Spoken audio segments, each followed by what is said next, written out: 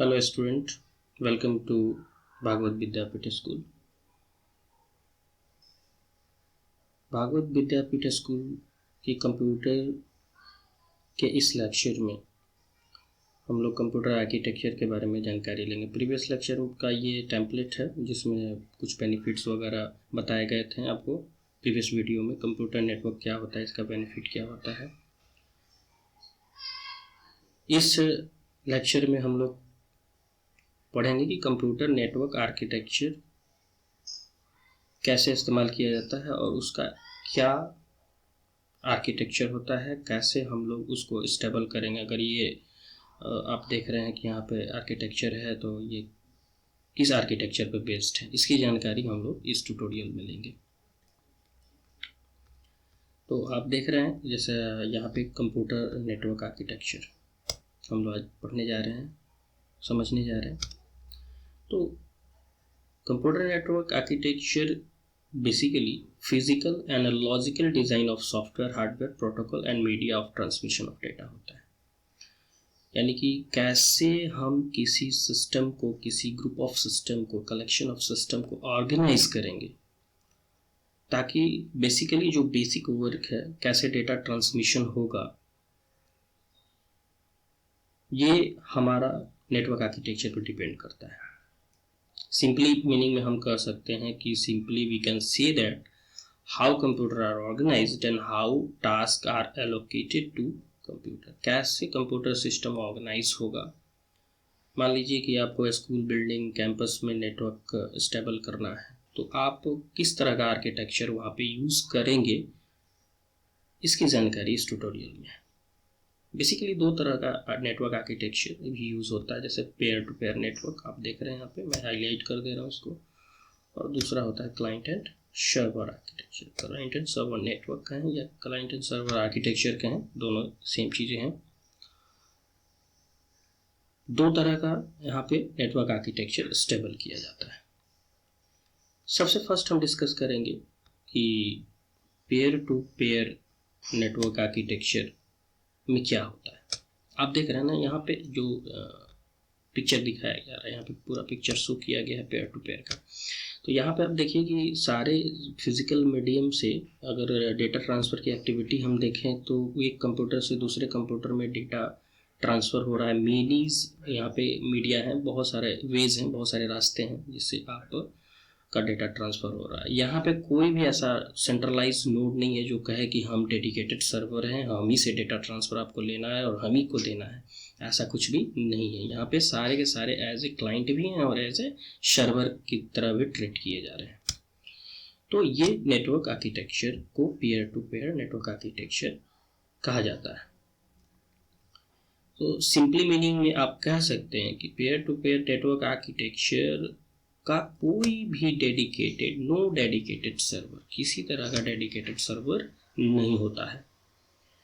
और इसमें एक बेनिफिट और भी होती है कि अगर एक नोड या कोई भी एक नोड, जैसे ये सिस्टम अगर किसी कारण से ख़राब हो जाता है, क्रैश कर जाता है, तो बाकी सिस्टम चलते रहेंगे, बाकी सिस्टम से काम हमारा होता रहेगा। तो इस तरह का आर्किटेक्चर हमारा peer to peer network architecture कहलाता है।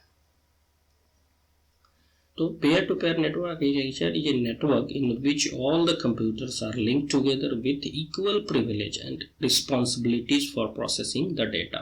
इक्वल प्रिविलेज होता है और इक्वल रिस्पॉन्सिबिलिटीज दी जाती हैं। कुछ को हम एक्स्ट्रा रिस्पॉन्सिबिलिटी दे सकते हैं, ये हमारे ऊपर डिपेंड करता है।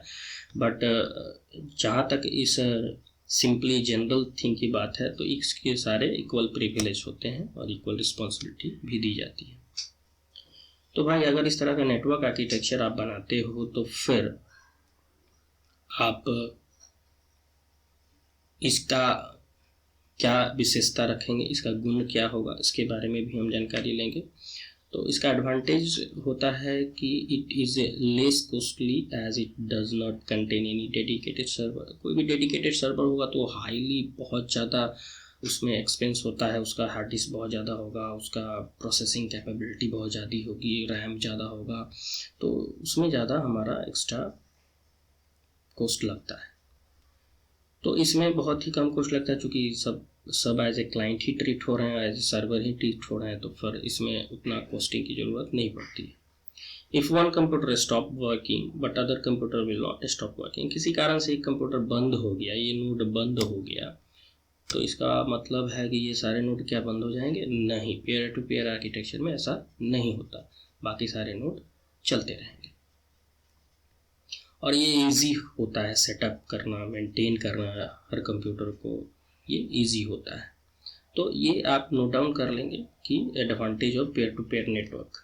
नेक्स्ट हम चलते हैं client and server network architecture पे। आप देख रहे हैं यहाँ पे पिक्चर में पूरी तरह से क्लियर बताया गया कि एक जगह सर्वर है, ये सर्वर है और इसी से सारी प्रोसेसिंग हो रही है। यहाँ पे एक आपका नोड है, कंप्यूटर है या मोबाइल है या अदर क्लाइंट्स हैं, तो आप देख रहे हैं कि सब के सब एक ही सर्वर से कंट्रोल किए जा रहे हैं, प्रोसेसिंग हो रही है, इस तरह इसका प्रोसेसिंग किया जा रहा है। तो ये इस तरह का जब आर्किटेक्चर होगा तो एक सेंट्रलाइज नोड होगा जो सबको कंट्रोल करता है, तो ये सेंट्रलाइज नोड है जो सबको कंट्रोल कर रहा है, तो इसका मतलब ये client and server network architecture है।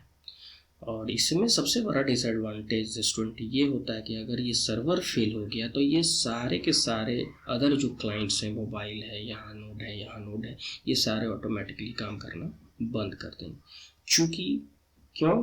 क्योंकि the central controller is known as server. इसमें हम बता रहे हैं कि एक सेंट्रल कंट्रोलर होता है जिसको हम सर्वर करते हैं, और जितने अदर कंप्यूटर्स होते हैं उसको हम क्या कहते हैं? क्लाइंट्स कहते हैं। और सबसे ज़्यादा रिस्पॉन्सिबिलिटीज़, जो मेजर रिस्पॉन्सिबिलिटीज़ होती है वो किसकी होती है? तो वो हमारे सर्वर की होती है, क्योंकि सर्वर ही रिस्पॉन्सिबल होता है किसी तरह के managing all the resources, files को मैनेज करना, डायरेक्टरी को मैनेज करना, प्रिंटर्स को मैनेज करना, ये सारे सर्वर का ही काम होता है। तो all the clients communicate with each other through the server, यानी थ्रू द सर्वर ही हमारा सारा क्लाइंट अपने से एक दूसरे से क्या करता है? कम्युनिकेट करता है। क्लाइंट वन अगर कुछ सा डाटा चाहेगा तो वो फिर सर्वर को रिक्वेस्ट करेगा, फिर सर्वर उसको डाटा प्रोवाइड करेगा।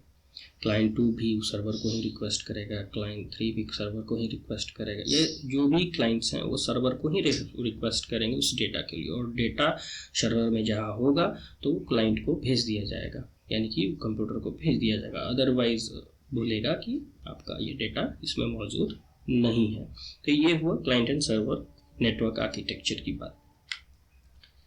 तो ये क्लास 10 के लिए था। और स्टूडेंट, मैं ये कहना चाहूँगा कि अगर आपको ये वीडियो अच्छे से समझना है तो आप ईयरफोन का यूज़ करें, और इसमें और सारी बातों को आप अपने कंप्यूटर में अपने कॉपी में नोट डाउन करेंगे। एक बजाते कंप्यूटर की अलग कॉपी बनाएंगे, और उस कंप्यूटर की कॉपी में इन सारी वीडियो में जो फर्स्ट वीडियो है, जो सेकंड वीडियो डाली जा रही, उन सारी वीडियो का नोट्स आप तैयार करते रहेंगे घर में। तब तक के लिए थैंक यू।